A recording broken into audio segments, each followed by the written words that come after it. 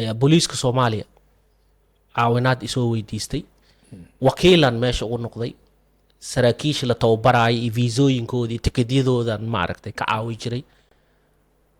waay booliiska Soomaaliya Cabdisataar meesha armay xoogaa dadka is yiraahdaan Cabdisataar dooruusan lahayn markaan idin sheegaya booliiska Soomaaliya dhalinyaro ah oo community la shaqeynaya muxuu uga baahan yahay waxa uu baahan yahay waxa jiro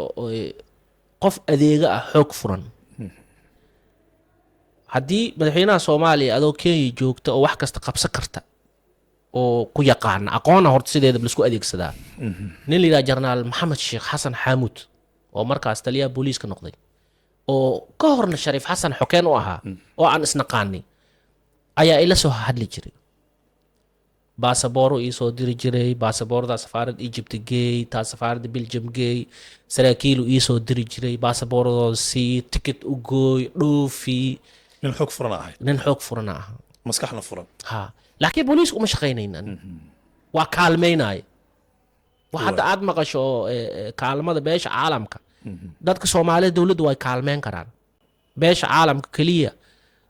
waqtigaagi 2 saacadood kamid ah wasaaradda caafimaadka tala waa ku sii kartaa adoon u shaqeynin laakiin dawlad dadkeeda inay ka faa'iideystaan oo kaalmada ay ka faa'iideystaan oo kaalmada la caawiyo dawladda naftirkeeda